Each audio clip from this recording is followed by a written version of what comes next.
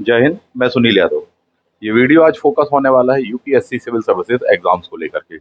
इसमें हम जानेंगे प्रीलिम्स के सिलेबस को लेकर के, प्रीलिम्स और मेंस दोनों का जो कट ऑफ पिछले कुछ वर्षों से जा रहा उसके बारे में, क्या स्ट्रैटेजी होनी चाहिए, किस प्रकार से इस एग्जाम को क्रैक करें।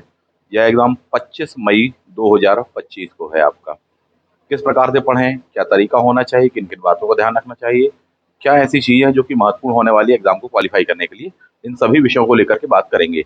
इसके साथ साथ एक न्यू बैच अपन ने लॉन्च किया हुआ है इसके लिए, जो कि डेडिकेटेड बैच होने वाला है, यूपीएससी एग्जाम्स को लेकर के होने वाला है। यानी कि ये जो पूरा पूरा 1 ईयर का जो आपका प्रोग्राम होता है, कम से कम 1 से 1.5 साल इसकी तैयारी में लगते हैं। परंतु अभी सामने प्रीलिम्स का एग्जाम है, इन बातों को ध्यान में रखते हुए अपन इसको फोकस कर रहे हैं। एक नया बैच लॉन्च किया है और बहुत ही जल्दी होने वाला है ये एग्जाम। पूरी स्ट्रेटेजी, पूरे तौर तरीके, पढ़ने का तरीका, ये सारी बातें इस पर डिस्कस हम करने वाले साहब। ठीक है, एक एक करके अपन आगे बढ़ते हैं। सबसे पहले आप आ जाएंगे लास्ट 5 ईयर में प्रीलिम्स के एग्जाम को लेकर के कट ऑफ किस प्रकार से गया हुआ है। जैसा कि आप सामने देख पा रहे होंगे, ये कट ऑफ की लिस्ट दी हुई है। ये दिया हुआ है कैटेगरी के बारे में, ये दिया है किस ईयर में, यानी 2023 का कट ऑफ क्या था, 2022 का क्या था, 20 का क्या था, 19 का क्या था। एक एक करके बात करते हैं। यदि आप देखें 2019 से लेकर के 98 गया था। अच्छा, ये मार्क्स में दिए, इस बात को ध्यान रखना। पेपर 1 क्वालिफाइंग नहीं होता है, पेपर 2 क्वालिफाइंग होता है। पेपर 1 से ही मेरिट लिस्ट तैयार होती है, आप इस बात को बहुत अच्छे से जानते हैं। पेपर 1 में 100 क्वेश्चन आते हैं, जबकि पेपर 2 में 80 क्वेश्चन आते हैं। पेपर 2 की जो प्रवृत्ति होती है उसमें 33% मार्क्स लाने रहते हैं, जो कि क्वालिफाइंग प्रवृत्ति का होता है। फाइनल मेरिट जो तैयार होती है इस स्टेप के पश्चात में पेपर 1 के आधार पर तैयार होती है। पेपर 1 200 अंकों का होता है। 200 अंकों में से ये कितने मिले हैं, 98 मिले हैं। जिनको जनरल कैटेगरी, यूआर कैटेगरी में 98 मार्क्स मिले हुए हैं, वो क्वालिफाई थे 19 में। 2020 में आप देखेंगे तो 92, 21 में 87, 22 में फिर 88, 2023 में 75, जबकि 2024 का अभी ऑफिशियल कट ऑफ नहीं आया है। 2024 का भी कट ऑफ लगभग इतना ही जाएगा। ठीक, अगर गौर से देखें तो लगातार सभी कैटेगरी वाइज कम हुआ है। यानी कि स्कोर पहले 98 लाना कठिन था, उसके बाद में साहब जी 92 लाना भी और कठिन हुआ, 87। लगातार कट ऑफ के जो मार्क्स हैं वो गिरते चले जा रहे हैं। क्या वजह है और इससे क्या सीखने के लिए आपको मिलता है, क्या बात दिमाग में रखनी चाहिए। बात यह सीखने के लिए मिलती है कि क्यों ऐसा हो रहा है, तो उसकी वजह है पेपर का लेवल। यानी कि यूपीएससी का प्रीलिम्स का पेपर हर साल कंपैरेटिवली पिछले साल की अपेक्षा कठिन होता चला जा रहा है। उसका पैटर्न में थोड़ी सा बदलाव आ रहा है और वो टफनेस की ओर जा रहा है। पहले ही कठिन परीक्षा हुआ करती थी, लेकिन लगातार आप जो कट ऑफ की प्रवृत्ति देखें उससे एक आभास आपको ये मिलता है कि साहब लगातार इसका कट ऑफ कम होता चला जा रहा है। ठीक, और ये कोई बहुत ऐसी चिंताजनक बात नहीं है, ये अच्छी बात है।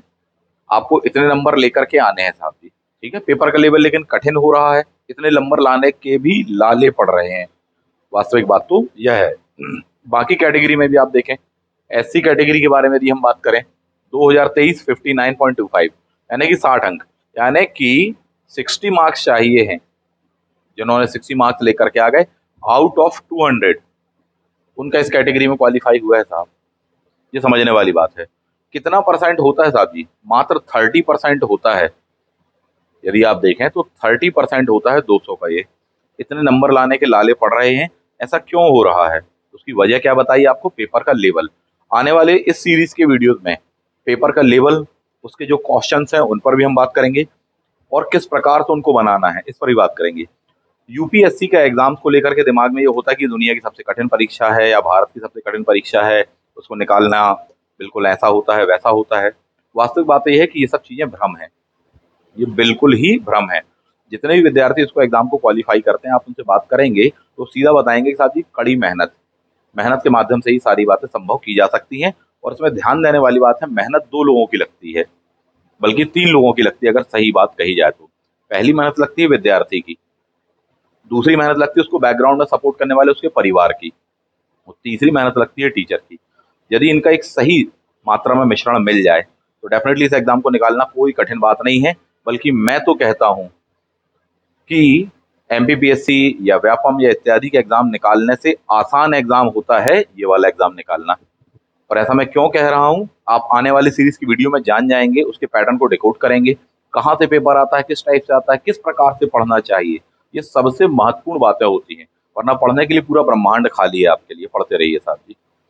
पर वैसे एग्जाम नहीं क्वालिफाई होता। एग्जाम क्वालिफाई होता है एक खास प्रकार की स्ट्रैटेजी से, एक सही रणनीति से, सही तरीके के टैक्टिकल वे में पढ़ने से, सही अवेयरनेस से, गंभीरता से पढ़ने से, मार्क करके पढ़ने से कि साहब इस टाइप से क्वेश्चन बनता है, इन पॉइंट को पूछा जाता है, सिलेबस में ये मेंशन है। इन सब चीजों पर जो दिमाग लगाता है साहब, उसका क्वालिफाई होता है। साथ ही साथ पैटर्न अगर आप देखेंगे तो क्वेश्चंस जो आ रहे हैं वो काफी कंफ्यूज करने वाले ऑप्शंस होते हैं। क्वेश्चन कठिन ही होता है, लंबा चौड़ा क्वेश्चन होता है, उसके बाद में जो उसके ऑप्शंस होते हैं वो आपको कंफ्यूज कर देते हैं। कई बार विद्यार्थी पढ़े हुए क्वेश्चन गलत कर देते हैं। इसके साथ साथ माइनस मार्किंग भी होती है 1/3, तो एक बहुत बड़ी समस्या वाली बात है। इन सभी का सॉल्यूशन आपको इस सीरीज के वीडियोज में मिलने वाला है, आप एडवांस में जान लीजिए। और जब आप इन बातों को समझेंगे, जानेंगे और आत्मसात करके पढ़ेंगे, तैयारी करेंगे और हम लोगों के साथ में करेंगे तैयारी, तो आप पाएंगे कि बहुत ही आसान है इस एग्जाम को निकालना। इन शॉर्ट में ये आपको बता देते हैं साहब। ठीक, आगे बढ़ेंगे तो ये कट ऑफ आप देख रहे हैं, हर कैटेगरी में डाउनग्रेड की ओर जा रहा है, यानी कि कम नंबर की ओर जा रहा है, क्योंकि दर्शा रहा है कि पेपर कठिन बनाया जा रहा है, उसके पैटर्न में बदलाव आया हुआ है। सच बात तो ये है, पहले जिस प्रकार से ऑप्शंस दिए जाते थे उससे एक डिफरेंट पैटर्न लिया है। खासकर पिछले 2-3 सालों में आप देखेंगे एक नए पैटर्न के क्वेश्चन आ रहे हैं। पहले जैसे कि पूछा जाता है कि इनमें से कौन कौन से कथन सही हैं, एक सही है, एक और दो दोनों सही हैं, एक दो तीन सही है, एक दो चार सही है। अब ये पैटर्न नहीं आ रहा। अब इसके साथ साथ नया पैटर्न क्या भी आ गया है कि दिए गए 4 स्टेटमेंट्स में से आपको बताना है कितने सही हैं, एक सही है कि दो सही है कि तीन सही है कि चार है। ये इसको और कठिन बना देता है साहब, सच बात तो ये है। बात करेंगे उन पर भी सामने, जब आप क्वेश्चन देखेंगे तो ज्यादा बेटर वे में आप समझ पाएंगे। ये है प्रीलिम्स का कट ऑफ 2019 से लेकर के अभी तक 23 तक का, और 24 का भी लगभग इसके आसपास ही जाने वाला है। इसके आगे बात करें, यदि आप मेंस का भी कट ऑफ देखें, ऑफिशियल कट ऑफ 2023 का, ये प्रीलिम्स का दिया हुआ है आपको कट ऑफ, और ये सामने आपको दिया हुआ मेंस का। जनरल कैटेगरी में 741 मार्क्स पे क्वालिफाई हुआ है साहब जी, कॉल लेटर आया है, इंटरव्यू कॉल हुआ है, वास्तविक बात तो ये है। ईडब्ल्यूएस में 706 है, ओबीसी में 712 है, एससी में 694 आपको देखने के लिए मिलता है, एसटी में 692 है, इसमें 673 है, 718, 396 एंड 445। ठीक, सभी का कैटेगरी वाइज अलग अलग है, बट अगर आप गौर करें तो ये जो चीज है, यानी इतना सेक्शन काफी हायर लेवल पर जा रहा है। ये तो ये पैटर्न रहा है। 741 पर अगर जनरल का कॉल आया है तो फाइनल जो सिलेक्शन आपको देखने के लिए मिल रहा है वो 953 में देखने के लिए मिल रहा है साहब जी, यानी टोटल मार्क्स इतने होने चाहिए।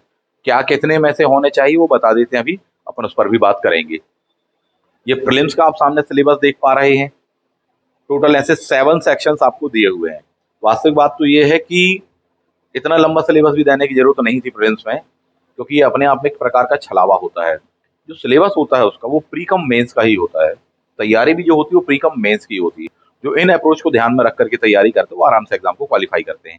वरना यहाँ पर इतनी लंबी लाइनें लिखने की जरूरत नहीं थी, सिर्फ ऐसा लिखते जनरल साइंस, हिस्ट्री यानी ऑल हिस्ट्री, ठीक, ज्योग्राफी यानी ऑल, पॉलिटी यानी कि ऑल, ये वो सेक्शंस करके कहलाते हैं। ठीक, इसको डिकोड करना पड़ता है अपन को, तब जा करके अपन निकालेंगे। अभी बात करते हैं 7 सेक्शन आपको यहाँ पर ये दिए हुए प्रीलिम्स में, पेपर 1 में।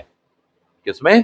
पेपर 1 में 100 क्वेश्चन मिलेंगे, 2 नंबर का एक क्वेश्चन होने वाला है, टोटल 200 मार्क्स होने वाले हैं। इसके बिहाफ में ही मेरिट लिस्ट आपकी तैयार होती है, ये बात आप जानते हैं, और जो आपने कट ऑफ देखे उसके बिहाफ में ही हुए थे।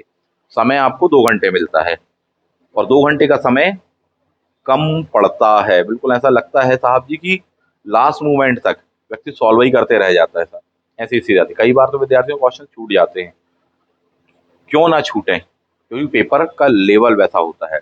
सही तरीका नहीं आता उनको बनाने का, आपको उस पर कमांड होनी चाहिए, वो पैटर्न आपको बनना चाहिए कि यार किस प्रकार से सॉल्व करना है।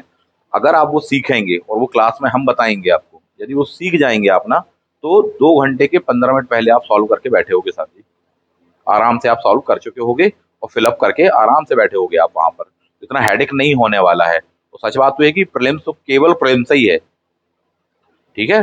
फर्स्ट जो टेस्ट कहलाता है आपका वही मात्र है, और उसके नंबर नहीं जोड़ते हैं मेंस में, यानी कि फाइनल मार्क्स में साहब जी। बट इसको क्वालिफाई करके ही आप अगली स्टेज पर जा सकते हैं। इसको भी डिकोड करना जरूरी होता है, करेंगे। इसके बाद में जो क्वालिफाइंग प्रवृत्ति का होता है वो होता है पेपर 2 के बारे में। यदि हम बात करें पेपर 2, क्या क्या दिया है आपको वहां पर? कॉम्प्रहेंशन दिया है, इंटरप्रिटेशन स्किल दिया है, लॉजिकल रीजनिंग है, ठीक, डिसीजन मेकिंग है, जनरल मेंटल एबिलिटी दिया हुआ है, बेसिक न्यूमरेसी दिया हुआ है, इंटरप्रिटेशन करके लिखा हुआ है आपको। ये 6 से 7 सेक्शन आपके बनते हैं जो कि आप देख पा रहे हो साहब, ठीक। ये पूरे सेक्शनों पर क्वेश्चन आते हैं, पेपर पूरा डिवाइड होता है, सेक्शन वाइज सेक्शन होता है साहब जी, ग्रुपिंग की जाती है उसकी। कितने क्वेश्चन आने वाले हैं इसके? 80 क्वेश्चन आते हैं और 2 घंटे का समय मिलता है। देखने में ऐसा लगता है कि 2 घंटे में पहले पेपर में 100 सॉल्व करना है, इसमें 80 करना है, तो बोले साहब जी टाइम थोड़ा सा ज्यादा पड़ जाएगा। ऐसा कुछ भी नहीं होता, बहुत स्पीड से पेपर बनाना पड़ता था, इसमें भी समय कम पड़ता है। और खास बात यह है कि कहने के लिए आपको दिया होगा कि साहब ये 33% मार्क्स, आप गौर करेंगे 33% मार्क्स क्या होता है? क्वालिफाइंग। कई विद्यार्थियों का इतना तक नहीं हो पाता है पेपर 2 में साहब जी, भले ही उनका पेपर 1 कितना ही अच्छा गया हो और फिर अटक जाते हैं, सच बात तो यह है। तो इसका मतलब यह कि भले ही ये क्वालिफाइंग प्रवृत्ति का क्यों ना हो, आपको इसे भी सीरियस लेके विधिवत तैयार करना पड़ेगा, वरना पेपर 1 में की गई आपकी कितनी ही मेहनत क्यों ना हो, चाहे मेंस की मेहनत कितनी हो, सब धरी रह जाएगी। आपको मौका ही नहीं मिलेगा साहब जी, आपकी कॉपी चेक नहीं होने वाली, सच बात तो ये है, अगर आपने इसको क्वालिफाई नहीं किया पेपर 2 को। तो देखने में लगता है कि ये सेक्शन ऐसे हैं, 33% लाने के लाले पड़ रहे हैं साहब जी, 33.33। क्या वजह है? तो वजह है साहब कि पेपर का एक खास पैटर्न, उस पैटर्न को आपको डिकोड करना पड़ेगा, हर सेक्शन को अलग अलग डिकोड करना पड़ेगा। कोई एक लाइन में बात नहीं बताई जा सकती, वरना हुआ अभी बता देता आपको कि साहब ऐसे नहीं, ऐसे ऐसे पढ़ लो, नहीं, एक लाइन में नहीं है। हर सेक्शन को कि कॉम्प्रहेंशन कैसे बनाना है वो हम क्लास में आपको बताएंगे, ये वाला सेक्शन क्लास में ही होगा, क्योंकि इस सेक्शन के अंतर्गत 100 प्रकार की टेक्निक होती हैं, इस सेक्शन के अंतर्गत 100 प्रकार की टेक्निक है, इस सेक्शन के अंतर्गत 100 प्रकार की चीजें हैं और टेक्निक है जिनसे आपको बनाना है, तभी आपका with in a time paper complete होने वाला है साहब, और अच्छे नंबर मिलने वाले। साथ में माइनस मार्किंग भी है, ये बात आप जानते हैं, 1/3 कोई गलत लगाया तो फिर आपके नंबर कटेंगे। 1/3 माइनस मार्किंग का मतलब ये होता है कि यदि आपने 3 क्वेश्चन गलत लगाए हैं, तो जो एक क्वेश्चन आपने सही लगाया था उसमें जितने नंबर मिले वो पूरे कट गए, ये उसका मीनिंग होता है। तो इन बातों को समझने की जरूरत है और उसके हिसाब से काम करने की जरूरत है। क्लास में आपको इस तरीके से हम बताएंगे, इस तरीके की टेक्निक बताएंगे, चाहे वो मैथ्स की हो, चाहे रीजनिंग की हो, चाहे डीआई की हो, चाहे कंप्रहेंशन की हो, कि आप आराम से इस पेपर को बना लोगे। 33% लाना ना, आराम से 50% ले आओगे आप इसमें, तो कम से कम यहाँ से आप रिलैक्स हो जाओगे कि साहब पेपर 1 हमारा चेक होने वाला है, ये तो हमारा क्वालिफाई होना श्योर है साहब जी। खासकर टफ पेपर आने के बावजूद भी तो सब चीजें क्लास में हो पाती हैं, क्योंकि एक एक में बहुत डिटेलिंग है साहब, क्या क्या बता दें आपको एक शॉर्ट से वीडियो में, और इन सब में मेहनत करनी पड़ेगी। इसके बाद में अगली प्रक्रिया आती है मुख्य परीक्षा की, जैसे कि आप सामने देख पा रहे हैं। टोटल कितने पेपर होने वाले हैं? 9 पेपर होने वाले हैं। ये टोटल दिया है, ग्रैंड टोटल दिया है, इंटरव्यू के मार्क्स दिए हुए हैं आपको, अलग अलग कलर में जानबूझ के दिए हुए हैं। अगर आप गौर से देखेंगे तो इनमें से शुरुआत के जो 2 पेपर होते हैं वो क्वालिफाइंग नेचर के होते हैं, प्रवृत्ति के होते हैं साथी। Paper 1 part A, part B. Part B यदि नॉर्थ इंडिया वाले हैं तो प्राय जो देखेंगे उनका इंग्लिश होने वाला है, जबकि पार्ट ए वाले में कोई एक लैंग्वेज आप चुनते हो तो प्राय हिंदी चुनते हैं साहब जी, ठीक है। तो इसको शॉर्ट में कहा जाता है कि नॉर्थ इंडिया के लिए हिंदी और दूसरा इंग्लिश होने वाला है। क्वालिफाइंग है का मतलब यह कि अगर ये क्वालिफाई है आपके, तभी आपकी ये कॉपियां चेक होंगी, अदरवाइज नहीं होंगी। हिंदी मीडियम के कई विद्यार्थी इसमें अटक जाते हैं। पहले येलो कलर का कार्ड आ जाता था घर पर, उसका मतलब ये होता था साहब जी की रुक गया है ये, तो ये भी नहीं रुकना चाहिए और ये भी नहीं रुकना चाहिए। जिस प्रकार से क्वेश्चन पेपर आ रहा है और जिस डेप्थ में पूछा जा रहा है क्वेश्चंस को, इस बात को समझिए और बहुत गंभीरता से लीजिए। कई विद्यार्थियों के ये पेपर अटक जाते हैं, भले ही उनके कितने अच्छे ये पेपर गए हों, और पता चला ये अटक गए तो फिर ये कॉपियां चेक नहीं होने वाली इसकी, ये उसका नियम होता है। तो एक एक कदम आपको बहुत फूंक फूंक के रखना, अगर आप गौर करें तो, ठीक।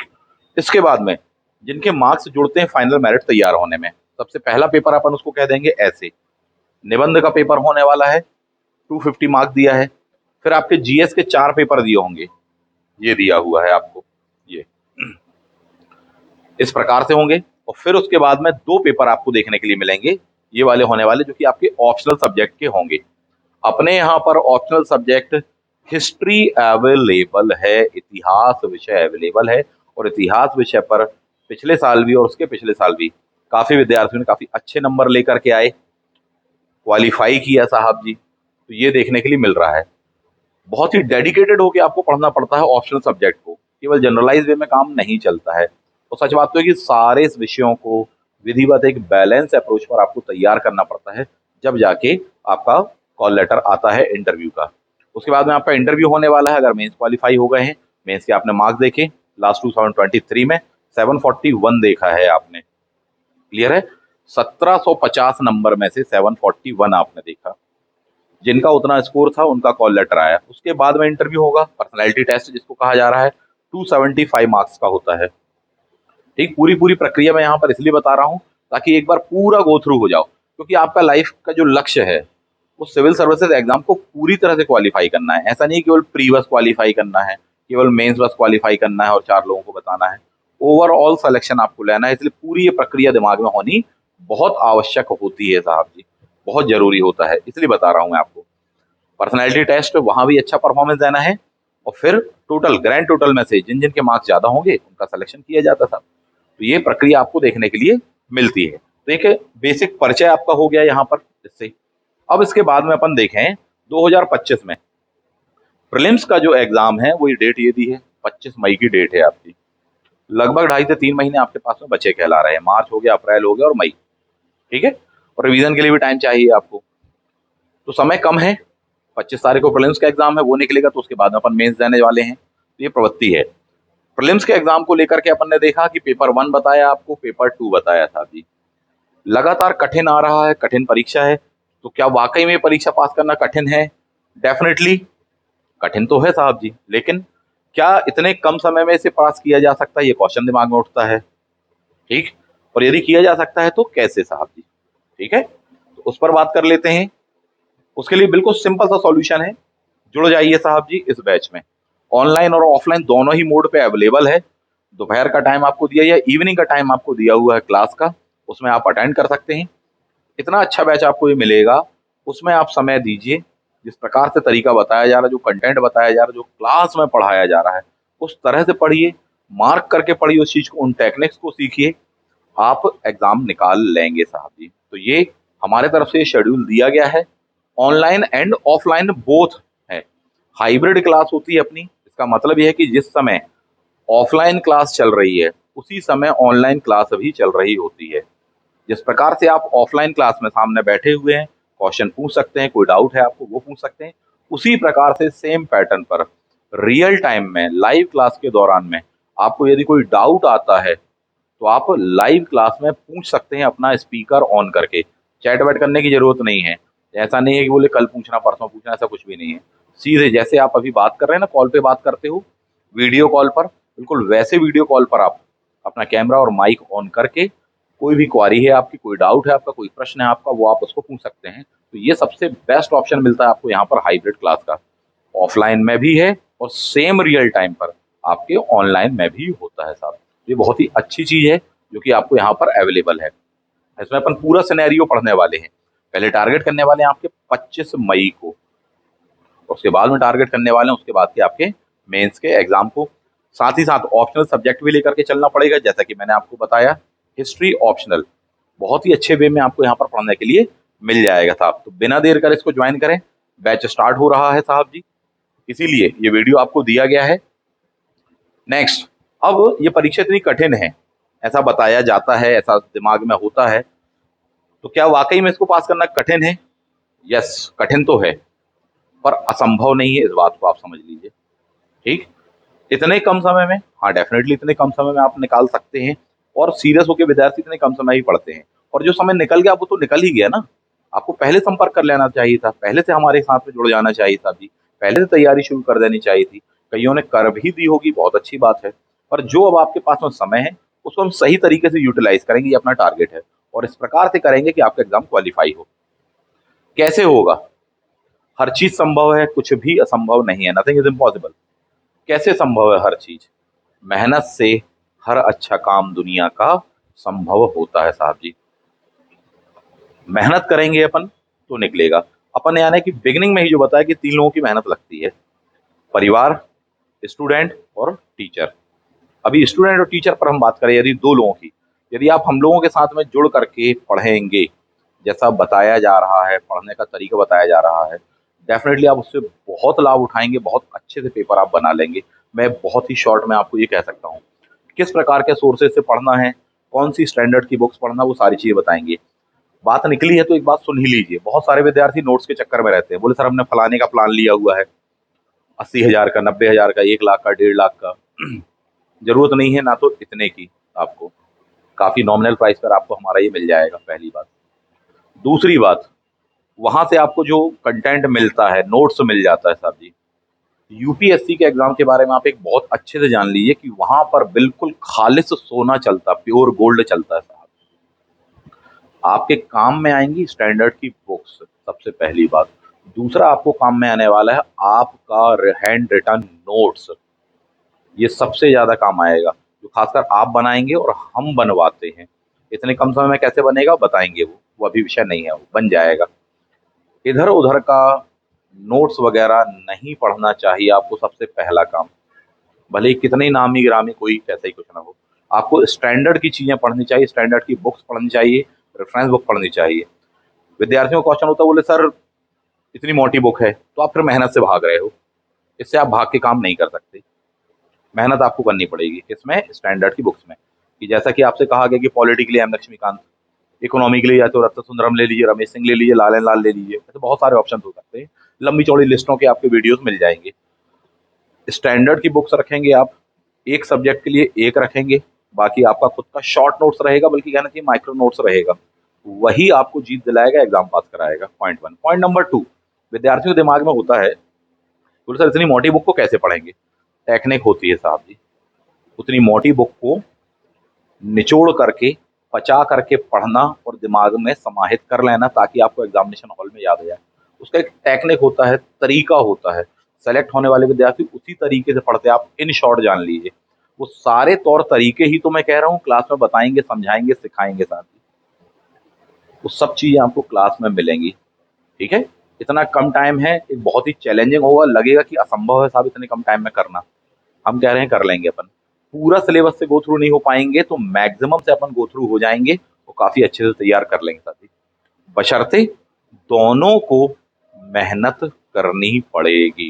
और यदि आप वाकई में जेन्युइन स्टूडेंट हैं, सीरियस हैं यूपीएससी को लेकर के, सिंसियर हैं इस एग्जाम को लेकर के, और वाकई आपके सपने में जान है, तो आपको ज्वाइन करना चाहिए साहब जी, और जुट जाना चाहिए। अगले कुछ दिनों में, कुछ महीनों में आप इस चीज को देखेंगे, आप जानेंगे कि साहब रियल तरीका क्या होता है एग्जाम को निकालने का। भले ही आप फ्रेशर हों और चाहे 5 साल से तैयारी कर रहे हो, जब आप इस बैच में जुड़ेंगे और क्लास में, हमारी क्लास में पढ़ेंगे, तो आप खुद इस बात को जानेंगे कि साहब ये जो 5 साल से जो पढ़ने का तरीका था, उसमें क्या क्या चीजों को लेकर के कमियां थी, त्रुटियां थी, मिस्टेक्स थी, कौन से काम ऐसे हैं जो कि नहीं करने चाहिए थे, किस प्रकार से पढ़ना चाहिए, उसका रियल तरीका क्या होगा या क्या होता है, वो आप यहाँ पर सीखेंगे। मैं दावे के साथ आपको कह सकता हूँ, बहुत सारे विद्यार्थियों ने लाभ उठाया था जी। कई कोचिंगों में पढ़ने के बाद में अंततः ज्वाइन करते हैं, मिलते हैं और बोलते सर आपके यहाँ वो सीखने के लिए मिला जो इतने 2 4 5 साल में, 8 साल में, 10 साल में हमको कहीं सीखने के लिए नहीं मिला। इन शॉर्ट यही बात मैं आपसे कहूंगा। तो ये कैसे संभव हो पाता है, ऐसा क्या एक्स्ट्रा ऑर्डनरी बताते हैं। डेफिनेटली बहुत कुछ एक्स्ट्रा ऑर्डनरी बताते हैं, लेकिन इसमें जो सबसे बड़ा योगदान होता है, वो होता है विद्यार्थियों के साथ में मेहनत करना। हर विद्यार्थी में पोटेंशियल होता है, संभावना होती है, साथ ही कैलिबर होता है, उसको निखारना पड़ता है। ठीक। और वो कैसे हो पाता है, जब आप वन टू वन डे आप क्लास में रहने वाले हैं, रेगुलर रहने वाले हैं, सिंसियर रहने वाले हैं, साथ में मेहनत करने वाले हैं, बात मानने वाले हैं। जो चीज़ आपको बता रहे हैं कि बात मानिए, हमेशा हर बैच में हम विद्यार्थियों को ये बोलते हैं कि बात मानिए साहब जी। लॉजिकली सोचिए, जो बंदा सामने वाला आपको बता रहा है, समझा रहा है, उस बारे में लॉजिकली सोचिए, और लग रहा है कि नहीं यार सही तो बता रहे हैं, तो फिर बात मानिए। आप मानोगे, निकाल लोगे एग्जाम साहब जी। ठीक है। और इसमें आपको बहुत जबरदस्त गाइडेंस और अनुभव तो चाहिए ही चाहिए। वो अनुभव कैसे होगा, आप तो 20 25 साल के हैं, 25 साल के हैं आप, एग्जाम को निकालने के लिए 35 साल का अनुभव चाहिए साहब जी। तो वो जो आपका टीचर है, जो फैकल्टी है, उसका अनुभव आपके साथ में, आपकी एज के साथ में जुड़ जाएगा। डेफिनेटली आपको उतना अनुभव हो जाएगा, और उसके लिए आपको क्लास में रहना पड़ता है। और जब आप वो गेन करते हैं, यही वजह है कि आप बहुत अच्छा परफॉर्मेंस देते हैं एग्जाम में, क्वालिफाई कर जाते हैं।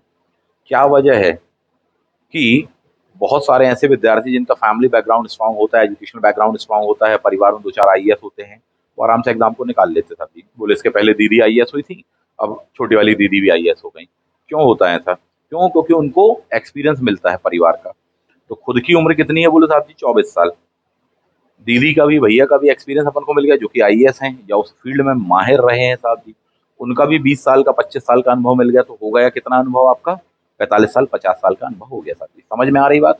ये चीज़ आगे कैरी फॉरवर्ड होती है साहब जी। यही वजह है कि वो परिवार आगे बढ़ते चले जाते हैं। वो अनुभव आपको यहाँ पर मिलेगा हमारे माध्यम से। उसके लिए आपको क्लास में रहना पड़ेगा। जो बातें कह रहे हैं, एक-एक बात बिल्कुल सही है, लॉजिकली सोचिएगा। और अभी तो बहुत कम कह रहे हैं। क्लास में जब आप देखेंगे तब आप पाएँगे कि कितने अच्छे तरीके से, तरीके से, बेस्ट टेक्निकल वे में चीज़ें पढ़ाई, बताई, समझाई जा रही हैं, जो कि आप आत्मसात कर रहे हैं, आपके दिमाग में उतर पा रही हैं साथ ही। और पेपर जिसके बारे में कहा गया ये बहुत ही कठिन है, आप खुद इस बात को कहेंगे कि ये तो सबसे आसान है पेपर निकालना। एमपीपीएससी, व्यापम इत्यादि का पेपर, ग्रुप डी का पेपर आपको कठिन लग सकता है, पर इसका पेपर नहीं लगेगा, मैं आपको ये बता सकता हूँ। हाँ, मेहनत ज़रूर लगेगी इसमें, सच बात तो ये है। और इन शॉर्ट में यदि उसका एग्ज़ाम्पल आप जानना चाहते हैं तो मैं बता दूँ। कुछ विद्यार्थी होते हैं जो कि हर बार चाहे प्रीलिम्स हो चाहे मेंस निकाल लेते हैं साहब जी, इंटरव्यू देते हैं साहब। कुछ विद्यार्थी ऐसे होते हैं, जबकि ज़्यादातर विद्यार्थी ऐसे नहीं कर पाते। ये कुछ विद्यार्थी ऐसा क्या पढ़ते हैं? ऐसे कौन से तरीके से पढ़ते हैं साहब जी? ठीक? वो तरीके वही बता सकते हैं आपको, और वो तो सेलेक्ट होके चले गए, अधिकारी बन चुके हैं और उनके पास में इतना समय नहीं है कि आपको वो टाइम दे पाएँ साहब जी, ना आप उनसे ले पाते हैं। तो ऐसे पक्का कोई ना कोई तरीके तो होते हैं साहब, कि उनका हर बार प्रीलिम्स भी निकलता है, उनका हर बार मेंस भी निकलता है साहब जी। 4 मेंस दे चुके हैं, 1 इंटरव्यू दे चुके हैं, ऐसा क्या है? तो पैटर्न होता है, वो अनुभव से आता है साहब जी, एक अच्छे गाइडेंस से आता है। वो जो तरीके से पढ़ते हैं, जिस तरीके से, वो तरीका आपको यहाँ पर मिलेगा, क्लास में पढ़ाया जाएगा और डेफ़िनेटली आप उस चीज़ को गेन करेंगे, उससे लाभ उठाएँगे साहब जी। वो कोई ऐसा तरीका नहीं है कि 1 लाइन में, 2 लाइन में या 2 मिनट में आपको बता दें। वो हर टॉपिक का तरीका अलग ही है। हर टॉपिक को पढ़ने की टेक्निक अलग है, हर विषय को पढ़ने की टेक्निक बिल्कुल अलग है। उस तरीके से हमको पढ़ना पड़ता है। अब यहाँ पर विषयों को लेकर के बात निकली है, तो कुछ चीज़ें मैं बता देना चाहूँगा। प्राइम टारगेट आपका 25 मई है, क्यों? क्योंकि उसके बाद में ही मेंस है। पेपर 1 एंड 2, पेपर 1 यानी कि जीएस वाला सेक्शन, जबकि पेपर 2 यानी कि सीसेट वाला। और इसके बाद में आपका जो पड़ेगा पाला, वो जीएस प्लस ऑप्शनल सब्जेक्ट से पड़ेगा साहब जी। ऑप्शनल सब्जेक्ट अपने पास में बार-बार कह रहा हूँ कौन सा अवेलेबल है, हिस्ट्री है, हिंदी लिटरेचर भी था, पर फिलहाल में भी समय उतना नहीं मिल पा रहा है साहब। और ये पैटर्न फिर भी मान के चलिए काफ़ी आसान हो गया है। पहले 2 ऑप्शनल सब्जेक्ट हुआ करते थे। मेंस में 2 ऑप्शनल सब्जेक्ट हुआ करते थे, इस बात को आप समझिए। अभी तो आप 1 ऑप्शनल सब्जेक्ट आपको लेकर के चलना है, ये काफ़ी अच्छी बात है साहब आपकी। क्लियर चीज़ है ये? इसके ही 2 पेपर होते हैं। पहले 2 ऑप्शनल सब्जेक्ट थे, टोटल 4 पेपर हुआ करते थे। तो पैटर्न में बदलाव आया है। थोड़ी-थोड़ी सा आपको ऑप्शनल सब्जेक्ट को भी लेकर के चलना चाहिए, लॉन्ग टर्म में आपको वो काम आएगा, डेफ़िनिटली एक्स्ट्रा मार्क्स दिलाएगा आपको, ठीक है? आगे बढ़ेंगे। अब जब आपके पास में ये बैच अवेलेबल है और सामने 2.5 से 3 महीने हैं, तो बिल्कुल आप जुड़ जाइए इस बैच में। सबसे पहला सजेशन, जो सबसे पहली बात है वो मैं आपको ये बताना चाहूँगा। इसमें जुड़िए, अगले 2.5 से 3 महीने में आप वो सीखने वाले हैं जो 3 साल में भी नहीं बताया गया होगा। बिल्कुल शॉर्ट में आप इस चीज़ को समझिए, ठीक है? अब ध्यान देते हैं अपन आगे। जो प्राइम टारगेट है आपका, इतने कम टाइम में बहुत आसान है कर पाना, कोई बहुत बड़ी बात नहीं है साहब जी। प्रीलिम्स को लेकर के जितना टाइम अभी दिया गया है, इतना टाइम सफिशिएंट होता है निकालने के लिए एग्ज़ाम को, बिल्कुल शॉर्ट में आप जान लीजिए। ये है कि हाँ, पहले जहाँ आप 2 घंटे, 3 घंटे पढ़ रहे थे, अब 6 घंटे पढ़ना पड़ेगा, 8 घंटे पढ़ना पड़ेगा, ये करना पड़ेगा। ये तो मेहनत करनी ही है, तभी निकलेगा। कोई ऐसा शॉर्ट एंड स्वीट रास्ता नहीं है, वो बोले ये चुटका पढ़ लीजिए, ये चुटका नोट्स पढ़ लीजिए और इतने में हो जाएगा, ऐसा कुछ नहीं है। इसमें हर सेक्शन बहुत ही विशालकाय आपको देखने के लिए मिलता है। बस ये है कि उसमें घुस करके हमको तैयार करना पड़ता है, जीना पड़ता है हमको उन चीज़ों को, सच बात तो ये है।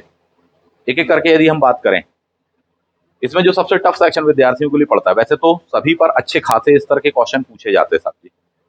एक होता है आपका इकोनॉमिक्स वाला सेक्शन, इसको लेकर विद्यार्थी ज़्यादातर भयभीत रहते हैं। हिस्ट्री बड़ा होने के कारण भयभीत रहते हैं साहब जी। जनरल इश्यू एनवायरनमेंट वाले, इस चीज को लेकर के होते हैं। इंडियन पॉलिटी, अपन जो करने वाले हैं फोकस वो economics, current affair, polity, in section से अपन शुरुआत करेंगे अपने इस बैच में। क्यों? क्योंकि ये मास्टर की है। जैसे मैंने कहा आपसे, करंट अफेयर और इकोनॉमिक्स। इकोनॉमिक्स वो सब्जेक्ट है जो कि बहुत ही डायनामिक होता है, टफ भी पड़ता है। बाकी सब्जेक्ट में तो फिर भी स्ट्रेटेजिकल होते हैं कि साहब अपन ने पढ़ लिया और रट्टा मार लिया। इकोनॉमिक्स में वैसे ही आपको डेटा बहुत सारा होता है, डिजिट्स बहुत होते हैं, वो ध्यान रखने पड़ते हैं, और उसके साथ साथ वो अपडेशन बहुत मांगता है। तो अपडेशन वो कहाँ से होगा? वो करंट अफेयर से होगा। यही वजह है कि इन दोनों सब्जेक्टों को अपन ने एक साथ रखा हुआ है। और करंट का बहुत बड़ा सेक्शन होता है पूरे के पूरे पेपर में, केवल इकोनॉमिक्स बस में नहीं। पता चला एनवायरमेंट इकोलॉजी को लेकर के पूछा है, नेशनल पार्क पूछा हुआ है, या उसके बारे में कोई विशेषता पूछे तो उसी से आएगा। पॉलिटी को लेकर के पूछा हुआ है तो कोई नया कानून आया है, बिल आया हुआ है, उसको लेकर प्रोविजंस पूछे जाते हैं साहब। वो करंट के साथ में आप अपडेट कर पाएंगे। केवल बासा बासा बस पढ़ने से काम नहीं चलेगा, या स्टैटिक पढ़ने से काम नहीं चलेगा। इसको अपग्रेड करके पढ़ना पड़ता है, जोड़ करके लिंकअप करके पढ़ना पड़ता है, करंट सिनेरियो को ध्यान में रख के पढ़ना पड़ता है। पिछले 2-3 साल का करंट हमको दिमाग में रखना पड़ता है, और कम से कम पिछले 12 महीने का तो बिल्कुल फिट होना चाहिए साथी। और वो हर जगह अप्लाई होगा। ज़्यादातर इकोनॉमिक्स में, एनवायरनमेंट में अप्लाई होता है। इसके साथ साथ अपन देखेंगे तो पॉलिटी में अप्लाई होता है, और उसके साथ साथ बाकी सेक्शनों में भी कम मात्रा में ही सही पर अप्लाई जरूर होता है। ये बात आप जान लीजिए। इसीलिए मैंने कहा कि सबसे पहले जो कठिन सेक्शन लगता है, कौन कौन सा? इकोनॉमी को लेकर के, करंट को लेकर के कठिन लगता है, और पॉलिटी को लेकर के कठिन लगता है। तो सबसे पहले एक काम करेंगे कि इनको ही निपटा लेंगे अपन। इस प्रकार से अपन पढ़ने वाले हैं साहब। और जब आप इस अप्रोच पर पढ़ोगे, बिल्कुल शॉर्ट में बताइए अप्रोच, इस अप्रोच पर पढ़ोगे तो ये आपके सबसे स्ट्रॉन्ग सब्जेक्ट होंगे। नहीं तो ऐसा पाया गया है, विद्यार्थियों में देखा गया है कि बोले साहब जी इन सेक्शनों को लेकर के ही विद्यार्थी ज्यादातर क्वेश्चन गलत करते हैं। ठीक। इसके अलावा ज्योग्राफी और हिस्ट्री वाला सेक्शन है, तो उसके बाद में अपन उसको उठाने वाले, यानी जैसे इसको कंप्लीट कर लेंगे उसके बाद अपन उसको उठाएंगे, उसको पढ़ेंगे। उन सेक्शनों को भी पढ़ने की बहुत ही खास टेक्निक है। ठीक। मैं तो हिस्ट्री ऑप्शनल के लिए पढ़ाता हूँ, ये तो जीएस वाला ही सेक्शन है साहब जी। एक खास प्रकार की टेक्निक से आपको पढ़ने के लिए जब वो मिलेगा तो अनुभव का लाभ आपको मिलेगा कि अच्छा ये तो इतना आसान था साहब जी, ये तो सबसे ज्यादा निश्चिंत रहने वाला सब्जेक्ट था, हिस्ट्री ऑप्शनल या हिस्ट्री। तो आप जीएस में भी अच्छा स्कोर करोगे। इसके साथ साथ इसके बाद में जो सेक्शन आता है वो होता है ज्योग्राफी का।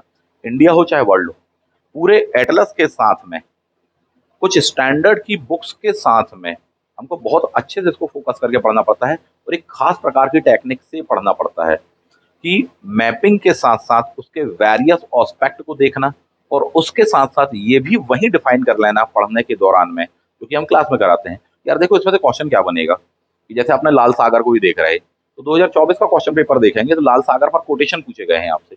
बोले साहब जी लाल सागर जो है यहाँ पर बारिश की मात्रा कम होती है क्या? ठीक। कोटेशन नंबर 2 दिया होगा, यहाँ पर कोई भी नदियां आकर नहीं गिनती हैं।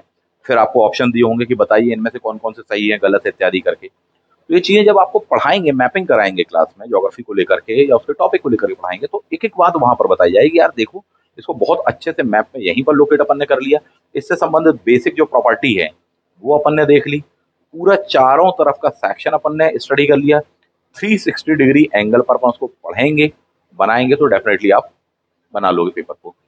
और लास्ट सबसे खास बात जो बताना चाहूंगा इस एग्जाम को निकालने को लेकर के, कि इसके लिए आपको बहुत ज्यादा नहीं पढ़ना पड़ता। ये बड़ी अजीब बात लगेगी। इसके लिए आपको बहुत ही सेलेक्टिव और बहुत स्मार्ट वे में पढ़ना पड़ता है, क्योंकि बहुत ज्यादा आप पढ़ने पे आएंगे तो इतना सा आपके पास में उपलब्ध है बाजार में पढ़ने के लिए कि जिंदगी गुजर जाएगी और पढ़ना खत्म नहीं होगा। तो सब कुछ तो पढ़ा ही नहीं जा सकता, ना पढ़ने की जरूरत है। तो इसलिए मैंने कहा कि कम पढ़ना पड़ता है, सिलेक्टिव पढ़ना पड़ता है, बहुत ही गंभीरता, जागरूकता, अवेयरनेस के साथ में पॉइंट आउट करके पढ़ना पड़ता है, मार्क करके पढ़ना पड़ता है, पॉइंट्स मार्केबल निकालने पड़ते हैं, तब अपन बना पाते हैं इस चीज को। और इसके साथ साथ बिल्कुल सेलेक्टिव सेक्शन।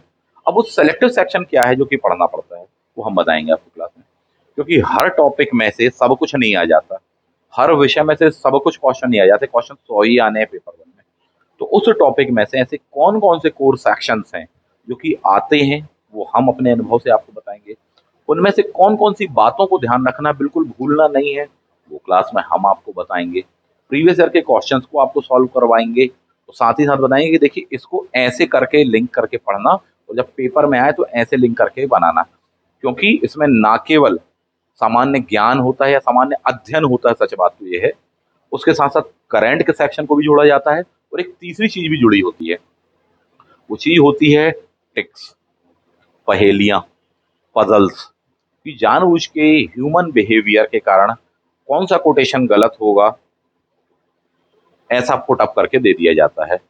तो बच्चा घूम जाता वहां पर कि यार नहीं ये नहीं होना चाहिए, तो इसका मतलब जब नहीं होना चाहिए ना सही होना चाहिए। इस टाइप का जो पैटर्न होता है उसको भी डिकोड क्लास में कराएंगे। तो कम से कम सेक्शन पढ़ना है आपको, सेलेक्टिव पढ़ना है, स्टैंडर्ड का पढ़ना है, इधर उधर का कचरा नहीं पढ़ना है, सबसे पहला काम तो ये है।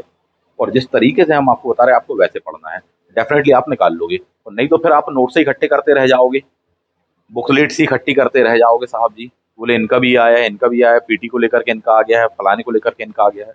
नहीं करना ये सब चीजें, बहुत ही सेलेक्टिव स्टैंडर्ड का पढ़ना है। हर सेक्शन के लिए अलग अलग आपको पार्ट्स पढ़ने हैं साथी। ऐसा नहीं है कि नोट्स के लिए मैं बिल्कुल ही मना कर रहा हूँ, पर सेलेक्टिव मैंने कहा आपसे, ठीक। और सबसे पहले आपकी स्टैंडर्ड की बुक्स तैयार होनी चाहिए, उसके साथ साथ उसकी कॉन्सेप्चुअल अप्रोच तैयार होनी चाहिए, और उसके साथ साथ करंट अफेयर पूरा आपका प्रिपेयर होना चाहिए एक सही अप्रोच पर, ठीक। जो कि सही अप्रोच क्या है, यूपीएससी के अप्रोच पर, क्योंकि यूपीएससी का करंट अफेयर का क्वेश्चन हो चाहे जनरल स्टडी का क्वेश्चन हो, उसकी अप्रोच अलग होती है। यदि आपने व्यापम, पीएससी या अदर एग्जाम के पर्सपेक्टिव से पढ़ लिया है तो वो आपको यहाँ काम नहीं आएगा, आप इस बात को समझ लीजिए। इसका स्टाइल, इसका नेचर बिल्कुल अलग ही है साहब जी। इसमें अलग ही चीज़ों की रिक्वायरमेंट होती है, डिमांड होती है। तो ऐसे बहुत सारे एस्पेक्ट हैं जो कि आपको बताए जा सकते हैं, उस वे में अपन तैयार करेंगे किसमें, अपनी क्लास के बैच में। अब इसके बाद में आ जाइए आप पेपर टू पर। पेपर टू में 33% लाना पहला टास्क है, और मैं कह रहा हूँ 50% के आसपास अपन खींच लेंगे, और खींचे जा सकते हैं साथी, ठीक है। थोड़ी सा आपका मैथ्स ठीक ठाक हो तो अच्छी बात है, नहीं है कोई दिक्कत वाली बात नहीं। मैथ्स हो, रीजनिंग हो, डीआई इत्यादि, अगर आप गौर से देखें, logical reasoning, basic numeracy, data interpretation, ये कहीं ना कहीं मैथ रीजनिंग से जुड़े हैं। 7 में से 3 सेक्शन आपको तो ये देखने के लिए मिल रहे हैं, 5वां भी है मेंटल एबिलिटी, वो भी रीजनिंग से, यानी कि 7 में से 4 सेक्शन तो आपके ये हो गए सर जी। इसका मतलब है कि मैथ्स रीजनिंग अपनी ठीक ठाक होनी चाहिए, और यदि नहीं है तो क्लास में हम हैं। जिस तरीके से मैथमेटिक्स आपको बताएंगे, रीजनिंग आपको बताएंगे, आप उस तरीके से पढ़िए, पानी हो जाएगा आपके लिए, बिल्कुल आसान हो जाएगा, सरल हो जाएगा, बिल्कुल रूट लेवल से लेकर टॉप लेवल तक बताया जाएगा। और पूरे पूरे क्वेश्चन जो होते हैं आपके एग्जाम ओरिएंटेड होते हैं, यूपीएससी में गत वर्षों में आए हुए क्वेश्चन होते हैं, उनको कैसे बनाना है, कितनी स्टाइल से बनाना है वो बताया जाता है, किन टेक्निक से बनाना है साहब जी वो बताया जाता है। क्योंकि इसके जो क्वेश्चन होंगे उसकी कोई ऐसी सीधी सीधी ट्रिक नहीं होती कि नहीं ये वाले टाइप के क्वेश्चन आए तो ये फॉर्मूला लगा देना, वो वाले टाइप के हैं तो वो फॉर्मूला लगा देना, नहीं आएगा काम। ना मैथ्स में काम आएगा ना रीजनिंग में। यूपीएससी का क्वेश्चन पेपर, हर क्वेश्चन उसका स्टाइल बिल्कुल यूनिक होता है साथी। वहां पर सबसे ज्यादा जो चीज काम में आती है वो होती है आपका common sense, present of mind, plus basic applied knowledge आपका, कि उसको कैसे बनाना उस क्वेश्चन को, तो वो आपको क्लास में हम बताएंगे। और डेफिनेटली जब आप वो तरीके देखोगे तो आप खुद कहोगे अरे इतना ज्यादा आसान था क्या ये, इतना इजी था, हम तो समझ रहे थे बहुत टफ था। यही लगेगा आपको सब कि इतना सरल क्वेश्चन है ये, इतना आसानी से बनाया जा सकता है इसको। पूरा पेपर ना सही तो कम से कम इतना तो है कि हाँ क्वालिफाइंग वाला तो आराम से बनाया जा सकता है, इतना कठिन नहीं है साहब जी। तो ये बात दोनों पेपर पर और पूरे सेक्शंस पर लागू होगी, मैं आपको बता दूं। प्रीलिम्स के पेपर 1 और 2 पर भी लागू होगी, मेंस के पेपर्स पर भी लागू होगी, इवन इंटरव्यू के सेक्शंस पर भी लागू होने वाली है। मेंस में चाहे वो जीएस हो, चाहे ऐसे हो, चाहे आपका ऑप्शनल सब्जेक्ट हो, बहुत ही आसान हो जाएगा। बस ये है कि समय देना पड़ेगा आपको, बैच में जुटना पड़ेगा, साथ में मेहनत करनी पड़ेगी, दिन रात करनी पड़ेगी। यूपीएससी ऐसा कोई प्रोडक्ट नहीं है, या उसका एग्जाम ऐसा कोई प्रोडक्ट नहीं है बिल्कुल फास्ट फूड है, अपन ने गए खाया पचाया और सारी बात नहीं। मेहनत मांगता है, समय मांगता है, प्रतिबद्धता मांगता है, निरंतरता मांगता है, आपका पसीना मांगता है, खून मांगता है साहब जी, आपके सपने मांगता है, आपके सेक्रीफाइस मांगता है, आपके समझौते मांगता है, बहुत सारी चीजें मांगता है। सच बात तो ये है साहब जी। कुछ ऐसा नहीं कि बस यूं ही हो जाएगा। आपको उसे देना पड़ेगा साथी, उस एग्जाम को जीना पड़ेगा, उसके पैटर्न को जीना पड़ेगा साथी। केवल लिखा हुआ ये सिलेबस के शब्द नहीं है, बल्कि वो जीवंत होंगे, डेली लाइफ में आपके समाहित होते हैं। जो वाकई में सीरियस विद्यार्थी होते हैं वो उसको जीते हैं, खाते पीते हंसते डिस्कशन करते उसको जीते हैं। और जब वो उसको उस लेवल पर जीते हैं तभी उस पेपर को बना पाते हैं, एग्जाम को निकाल पाते हैं। वो चीजें मांगती हैं आपसे मेहनत साहब। एक शब्द में कहा जाए तो मेहनत साहब। उसमें बहुत सारे आंसू, बहुत सारे पसीना, बहुत सारी चीजें और बहुत सारे त्याग आपके जुड़े होते हैं। सच बात तो ये है, वो आपको करना पड़ेगा। तो साथ में जुटिए, मेहनत करिए। बहुत ही शॉर्ट एंड स्वीट तरीका आपको इसमें देखने के लिए मिलेगा, इस बैच में मिलेगा, तरीका मिलेगा। और आप अभी इतने कुछ महीनों में, जो कि आपका 25 मई को है, इतने कैपेबल हो जाएंगे कि आप उस पेपर को क्वालिफाई करेंगे। बशर्ते बात माननी पड़ेगी, मेहनत करनी पड़ेगी, कंटेंट आपको पढ़ने का बदलना पड़ेगा। ठीक है, आपको अपनी बुक लिस्ट मुझे बतानी पड़ेगी कि आप क्या क्या पढ़ते रहे हैं, क्या पढ़ने वाले हैं। उसमें से मैं बताऊंगा कि भैया ये फेंक दो फेंक दो फेंक दो, सिर्फ ये रखो। क्यों? क्योंकि जितना ज्यादा कंटेंट आपके पास में होगा उतनी अधिक परसेंटेज चांसेस हैं आपके फेल होने के। जितना कम selective qualitative qualitative content qualitative way में पढ़ोगे, क्लास में अटेंड करोगे, तब ही सेलेक्ट होगे, अदरवाइज बाहर हो जाओगे। यूपीएससी बहुत कम मांगता है आपसे, सच बात तो ये है, बट वो स्टाइलिश मांगता है, टेक्निकल मांगता है, यूनिक मांगता है, करंट अफेयर के साथ में अपडेशन मांगता है, प्रेजेंट ऑफ माइंड मांगता है, कॉमन साइंस मांगता है। जिसको ये बात पता है उसके लिए पेपर निकालना आसान है। जो केवल एक स्टैटिक वे में बस पढ़ रहे हैं पेज पलटा रहे हैं, नहीं बनेगा काम सर जी। और उसके साथ साथ आपको चीजों को जीना पड़ेगा। तो सारे फंडे तौर तरीके आपको यहाँ पर बताए समझाए सिखाए जाएंगे और आप पाएंगे कि वो जेन्युइन है। अच्छा, इतनी देर आपने मेरी बात सुनी और यहाँ तक रुके हुए हैं, आप में से जो भी विद्यार्थी यहाँ पर रुके हुए हैं इतनी देर तक, उनमें से ऐसे कितने विद्यार्थी हैं जो कि इस एग्जाम को पहले भी दे चुके हैं? एक बात, उन्होंने दिया तो उन्होंने क्या फील किया? कितने विद्यार्थी ऐसे हैं जो इसको ना केवल दे चुके बल्कि क्वालिफाई किया है, चाहे प्रीलिम्स हो, चाहे मेंस हो, चाहे आगे भी हो? तो मैंने जो बातें अभी तक बताई उनमें से कितनी बातों से आप एग्री करते हैं? कौन कौन सी बातों से आप एग्री करते हैं? ये बात आपको कमेंट बॉक्स में बतानी है। और मैं दावा करता हूं, जिस विद्यार्थी ने वाकई में इस एग्जाम को लेकर सीरियस रहा होगा, उसने इसको जिया होगा, जिसका सपना ये रहा होगा, वो इस बात को फाइंड आउट करेगा कि सर के द्वारा क्लास में जो बातें बताई गई उसका एक एक शब्द सत्य है। और जितना अधिक एक्सपीरियंस होगा उस फील्ड का, उसको उतनी ज्यादा बातें सही लगेंगी। मैं आपको यह भी बता दूं कि इसका एग्जाम का पैटर्न से लेकर, उसका सिनेरियो से लेकर, उसकी डिमांड के लेकर, उसकी तैयारी करने के तरीके को लेकर, जितनी भी चीजें मैंने आपको बताई हैं, आप पाओगे, सोचोगे, समझोगे इस चीज को ना, तो आपको खुद लगेगा जितना अधिक आपका अनुभव है, आपको लगेंगी उतनी बातें बिल्कुल सही सही बताई गई हैं साहब जी। और इसके बाद में सबसे आखिरी चीज मैं आपको बताऊं, जैसा कि मैंने कहा कि ये बहुत आसान होता है इस एग्जाम को क्वालिफाई करना। यस, मैं अपनी बात पर अडिग हूँ। ठीक है, बहुत आसान होता है। वो आसान तरीका ऐसा क्या होता है? वो आसान तरीका होता है, जितनी बातें आपको अभी तक बताई, उसके साथ साथ सेलेक्टिव कंटेंट को पढ़ना। किस तरीके से? In my way. ठीक, सेलेक्टिव कंटेंट जो मैं आपको बताऊंगा, या जो कंटेंट मैं दूंगा, या जो मैं आपसे कहूंगा कि ये वाली बुक्स लीजिए, आप उससे करोगे। चाहे आप इंग्लिश मीडियम के हो, चाहे हिंदी मीडियम के हो, उससे कोई फर्क नहीं पड़ने वाला।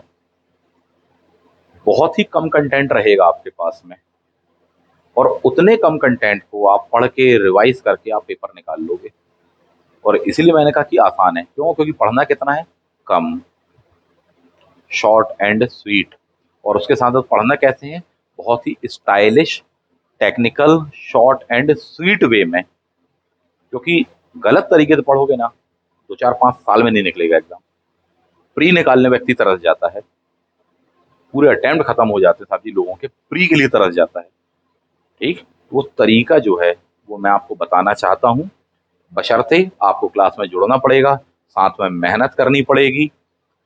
कुछ भी यहाँ पर बिल्कुल क्विक नहीं है, कोई फास्ट फूड टाइप का नहीं है। मेहनत, पैशन, जिजीविषा आपकी चाहिए, आगे बढ़ने का मादा चाहिए, और ये चाहिए साथी।